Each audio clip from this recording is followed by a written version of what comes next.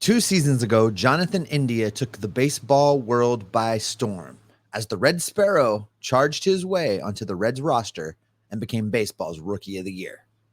Last season, India started with a lot of expectations placed on him in the hopes of avoiding a sophomore slump.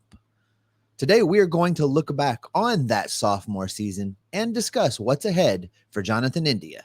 All that and more on today's Locked On Reds. Let's go.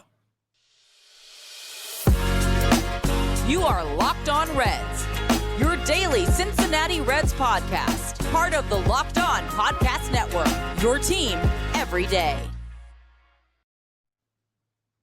You are Locked On Reds with myself, Jeff Carr, and my co-host, Stephen Offenbaker. We are lifelong Cincinnati Reds fans that have turned an addiction into this team, into information for you. Thank you so much for joining us on the Locked On Reds podcast. We are part of the Locked On Podcast Network, your team every day, and thanks for making us your first listen. We are free and available on all platforms, and we're going to be daily all the way through the winter meetings. We've got lots and lots of great content for you here this offseason as the Reds try to figure out what they're going to be next year. On today's podcast, though, we are going to be talking about a key member of that team for next season, and he is Jonathan India. Coming into last year, his expectations were pretty much that he was like one of the faces of the franchise, and he kind of had a rough year.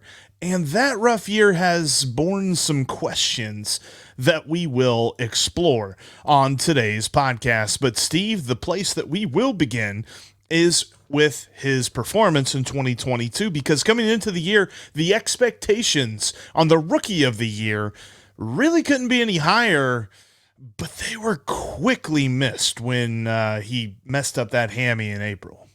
Oh, yeah. April 14th pretty much derailed his season. And I don't think people really fully understood. And I think some of the blame for this falls on the Reds. I think a lot of the blame for this falls on the Reds medical staff in that, they really minimize what was going on. And I mean to tell you, anytime a player gets a hamstring injury, that's a hard road to recover from because it's so easy to re-injure it. And that's exactly what Jonathan India did. He hurt that thing running full speed ahead on April 14th in a game versus LA. And from then it was kind of all downhill. Yeah. And I know that I think at the time you texted me and I was just like, don't you bring that evil on this house. But you were like, Griffey? It was like, oh, no. But it was very reminiscent of that. It was a lot of, hey, it looked like if you watch that replay, he looked fine. It was just the way he stepped on the base. He was running full stride as hard as he could. And in order to hit the base, he had to shorten that final step. And his hammy didn't like that. And that was the beginning of the just injury-filled season for him, which is so funny to say. He still ended up playing like 90 games, but I don't think anybody would dispute that injuries plagued him for the entire year. No, and the thing with hamstrings and the thing with your legs in baseball, so much is dependent on your wheels. Your defense is dependent on your ability to shift back and forth and make quick reactions and move. Offensively, swinging the bat, it's all in the legs. I mean, you got to get your arms through, but it's all in the hips. It's all in the legs. And once you injure that leg, it forces a player to change the way they do everything. They have to basically learn a whole new way to be a Major League Baseball player on the fly. And that's why you don't see very many players have success at doing that. I think where the Reds really went wrong is they didn't shut India down for a significant period of time, just complete rest right when this thing happened until he was 100%. I'm sure India played a part in that. I'm sure he was lobbying every day to get back in the lineup. But sometimes you have to protect these players from themselves. And the Reds failed to do that with this injury. Well, and we've said it too, is, this team seems to be very team friendly. That's one of the things that people always say about David Bell. He's a great players manager. The players love playing for him. And I think part of that is probably like, what's your take on this, Jonathan? How you feeling? How you doing today? And things like that. And I think they might have taken that too much into account, because you can see, like, I went back and MLB.com has the film room website, and I decided to go back and watch some of the hits that he had before his injury and compare them to afterward. And something that I noticed in his swing is he's got this quick hip rotation that is right before he swings his arms, right before he gets the bat through the zone. I think part of that is so that he can continue to recognize what pitch is coming and he can adjust his swing accordingly. I think a lot of hitters probably do this. But when you see him get the power, when you see him drive the ball, that's how it worked. But then after the injury and after he came back off of the injured list, the first time, obviously he was here for like a day, and then he was on the injured list for much longer, and he came back in June. You saw that he had to do it almost at the same time. He was rotating everything at the same time, made everything look a little bit slower, and unless it was a meatball in the middle of the zone, he just wasn't driving it. He wasn't getting that power up until about the month of July. And it threw off his whole timing. Well, and and that's exactly what I'm saying is that injury really derailed any chance he had to elevate his game. I mean, I give him credit for fighting his way back later in the season and raising his numbers a little bit, although he never was truly great. But he was 10% below league average playing with 50% of his legs. So I think that's that's a testament to his work ethic. I mean, he really was trying to get it together. But I think the Reds failed in this situation to get him healthy, keep him healthy, and put him in the best position to succeed. Yeah, and I think we saw glimpses of the expectations we had for him. If you can put together, and this is a little bit of a wonky time frame, but bear with me, before the hamstring injury on April 14th, and if you combine that with the month of July, when he was just raking, you put those two things together, he had a .291 batting average in 36 games. He had 40 hits in 36 games. Pretty solid stretch for him. He slugged .467. He only had 5 homers, but just overall, the body of work was a very complete hitter and a guy at the top of the lineup that you could rely in. And then the rest of the season, even still at the top of the lineup, he was still reliable in what you wanted him to do. So I think that part of the season you can still look and see, from a certain angle, from a certain point of view, he was still all right. And I think that there's no reason that we shouldn't be excited about him next year. No, and interesting the way you stitched that together with the April stats and July. No, I mean, it makes sense in as much as those were probably the only periods of the year where he was probably 95% healthy. I mean, we don't quite know what the leg situation was in July. I imagine there were some minor lingering effects, but he was pretty healthy. So that was post hamstring, pre-compartment syndrome injury at the Field of Dreams game. So that was probably the only statistical set where he was as close to being healthy as we could reasonably expect him to be. Did anyone ever Google compartment syndrome in the city of Cincinnati before the Field of Dreams game? Probably not, but I bet everybody's an expert on it now. Everybody's an expert on, Bengals fans are experts on ACLs right now and abdominal surgery post appendectomy. So, Dr. Google makes geniuses out there every time somebody gets hurt. But I tell you, I wanted him to come back healthy from that, but honestly, we said it at the time whenever he was having those extended problems, and they still brought him back fairly soon after that injury where he couldn't fly with the compartment. He had to drive back from Iowa, which that's a long drive. I took a NyQuil whenever I came back. I once drove to South Dakota, and on the way back, when we stopped in Des Moines for gas, I'm like, I'm getting a NyQuil. I'll see you guys in Cincinnati, because it was just so long. So I feel for him driving from Iowa to Cincinnati. But when you look at what he did the rest of the year, it was admirable to the point of he's a gamer. He just played hurt. He wasn't going to take no for an answer. He was going to try and fight to the end of the season. But the numbers show a guy that just didn't finish strong, and I hated that for him.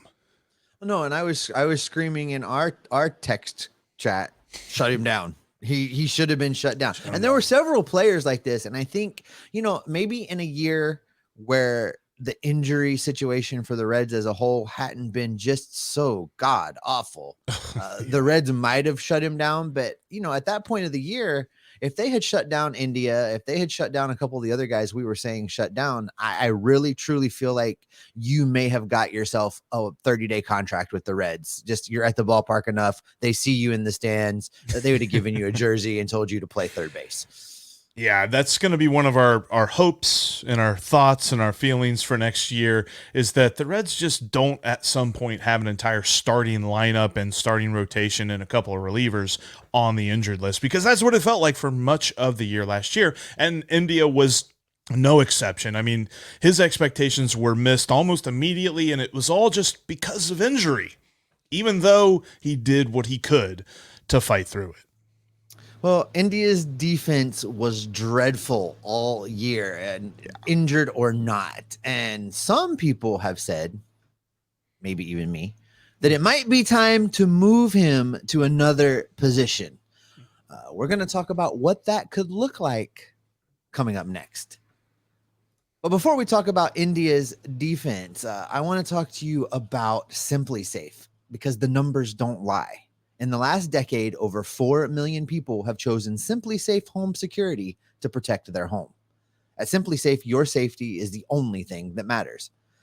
We know this because, I have used the product. Jeff uses this product in his home right now. They protect you with cutting-edge security technology powered by 24/7 professional monitoring agents who always have your back. Here's why we love it. It's super customizable. It's not a situation where you have to purchase things you don't need in order to get certain things that you want. The system integrates well into your home and is easy to self-install. No need to have a tech come out and schedule something so that you have a window where you have to be home, or have a bulky unit that damages your walls or damages your house or messes up the design you have implemented within your space. You can move it even after you install it. The elements are easy to remove, and you can take them with you if you move to new digs. You can customize the perfect system for your home in just a few minutes at simplisafe.com/lockedonmlb. You're going to save 20% on your SimpliSafe security system when you sign up for an interactive monitoring plan and get your first month free. All you got to do is visit simplisafe.com/lockedonmlb to learn more. There's no safe like SimpliSafe. All right, coming up tomorrow, we have another Aloha Friday edition of the podcast, and it's another live show. That's right, we are going to be live on YouTube this Friday at 2 p.m. Eastern Time. We're going to be sharing with you some of our thoughts on the Reds getting some additional pitching help for the bullpen, and maybe even a starter or two. And we are going to take your questions. And as always, that third segment is going to be driven by you. We're going to talk about all of the things within reason that you want to discuss. All right, Jeff, let's get back into this Jonathan India conversation. And we've talked about the injuries and how that really impacted everything. And it did impact his defense as well, although he never really was a stellar defensive second baseman.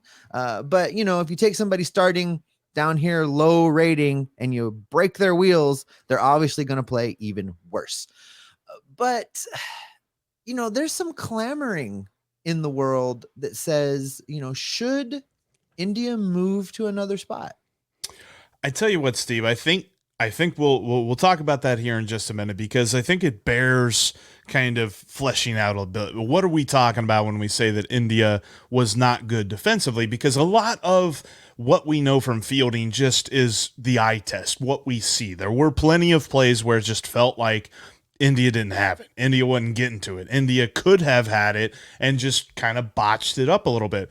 But there's also some numbers that back that up too. Now, fielding stats are a little bit different, and some of them are a little bit, hairy and a little bit hard to explain. But the easiest ones for me to kind of figure out is defensive wins above replacement, defensive runs saved, and outs above average. That's kind of where I stop at, Steve. We're not going to get into ultimate zone rating and other stuff.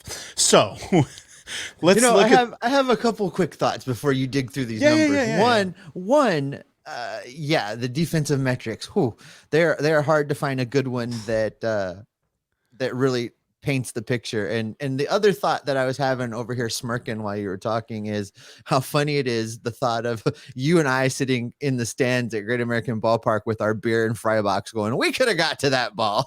Yeah, it's about the sum of it. Because to be that's honest exactly how it went when you and I were at a game with Got a our little beer bit and our of- fry box going, we could have got to that ball. with you. A little Anyway, buffalo sorry. sauce Tell us- down here. Yeah. Tell us about the defensive metrics.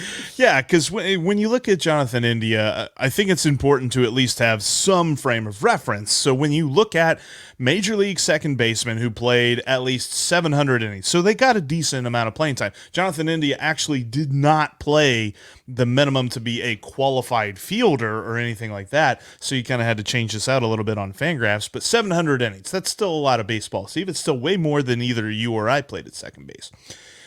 He was dead last in defensive runs saved. He was third to last in defensive WAR, which was minus 5.8, almost -6 wins above replacement defensively. And he was tied for last in outs above average at -9. His defensive runs saved were -15. So he was 15 runs saved below replacement level, not good replacement level. He was awful statistically at second base this year, and I hate saying that. And it's difficult, like we've said, it's hard to find a defensive metric, a defensive number that really will paint an accurate picture of how a guy ranks in the league.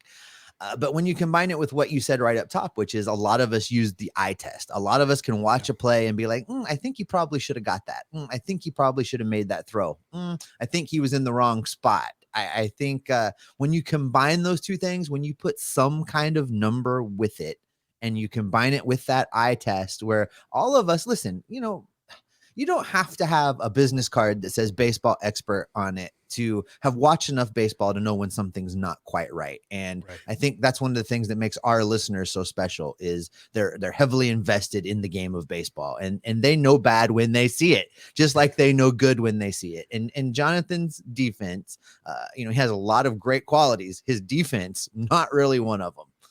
No, and it felt like at least during his rookie season, there were some plays, right? Like there was some interesting things that he did. And you're like, boy, that was kind of interesting. I don't remember anything like that last year. I don't remember saying, boy, that was a great play by India or something like that. I think he was the true meaning to, if we're not talking about you, that means that you did well. And I think that we're kind of spoiled with second baseman. I mean, you're talking about Barry Larkin and even Pokey Reese even further back in the defense that those guys played at second base.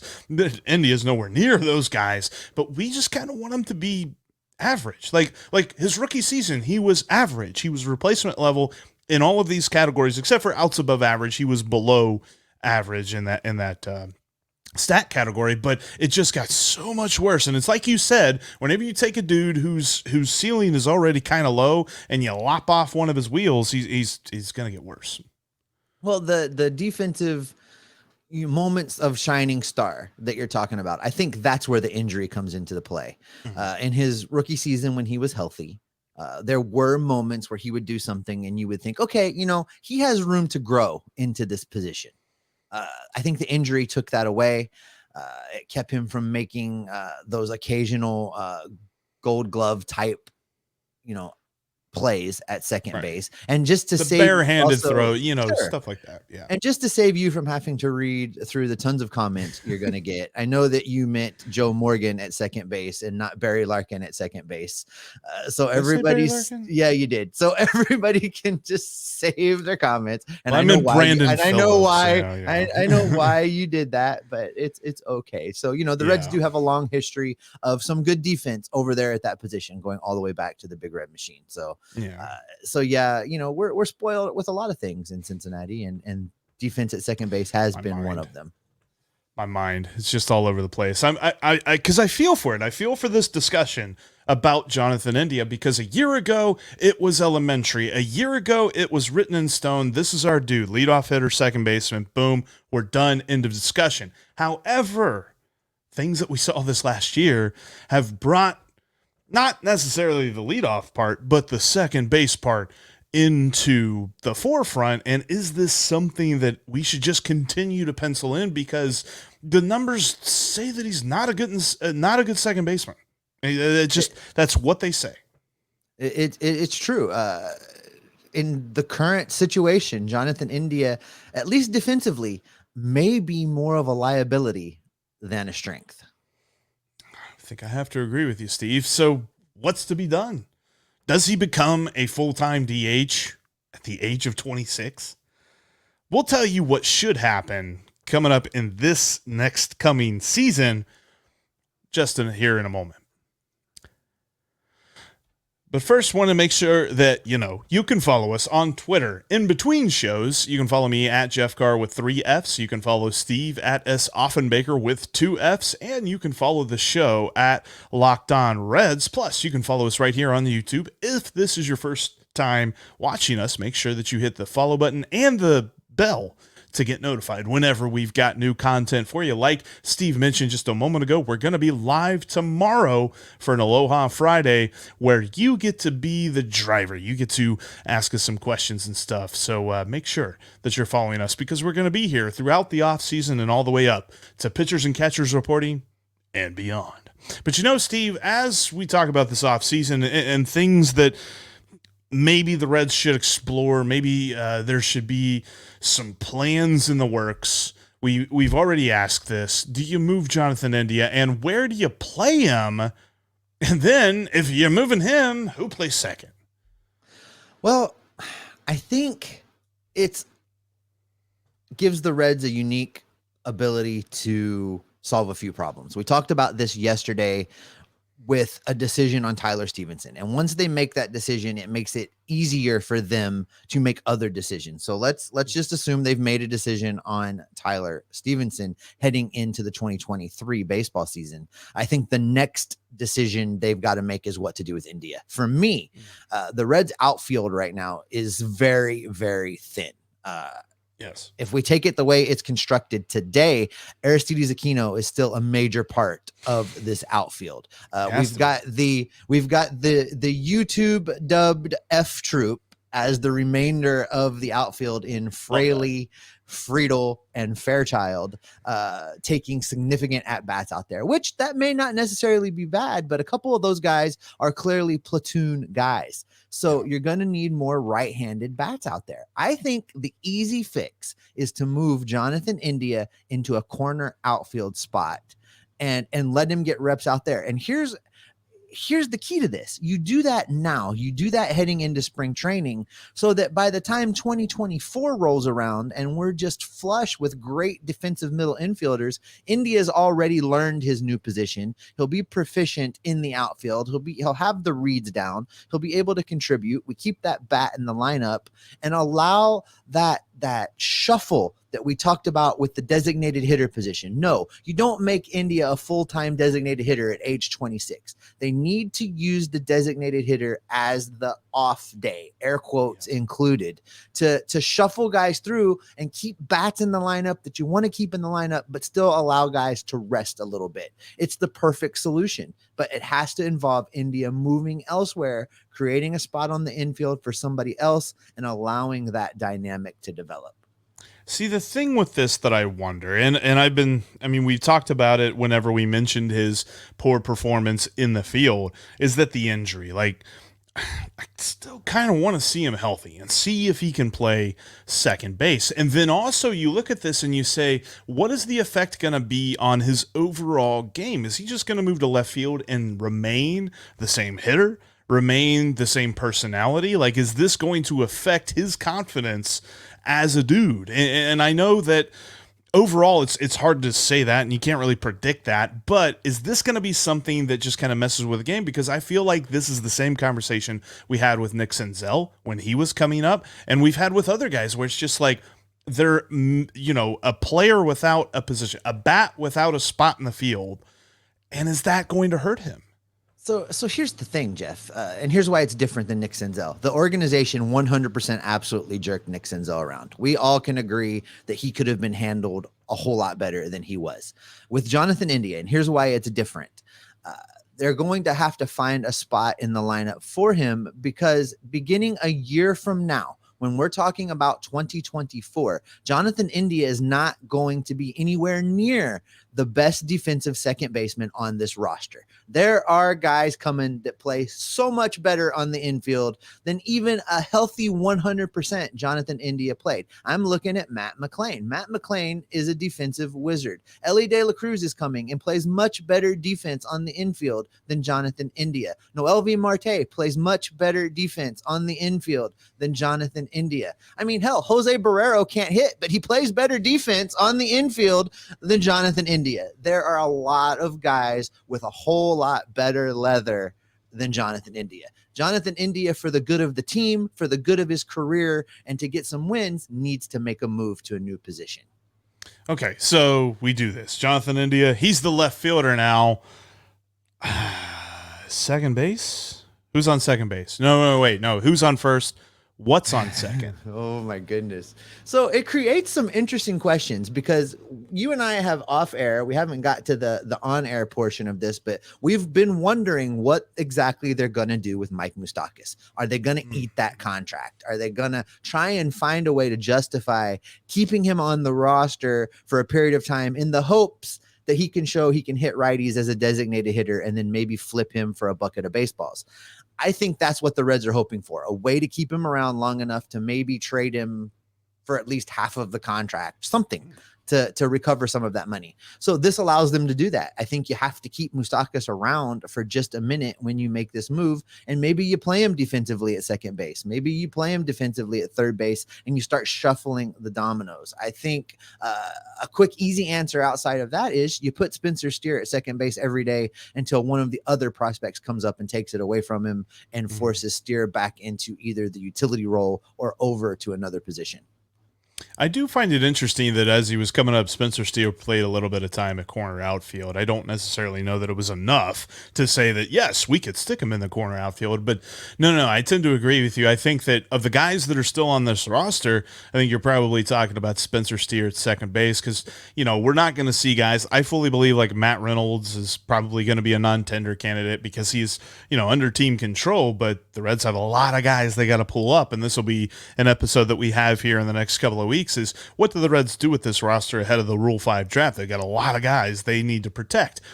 So with that still opens up the door for a roster spot for Mr. Mike Moustakas. And I think that in a perfect world, the Reds would be able to just sign him a check and send him on his way. I firmly believe that they tried all their best to trade him this past trade deadline, and nobody was interested. And I can't really blame him. He's had a lot of injury problems. And when he was healthy over these last couple of years, he hadn't been hitting very well. He's done a lot of, pop outs, strikeouts, just not good stuff. No, you have as much trade value as Mike Moustakas has right now. Yeah. And they're not getting anything from me.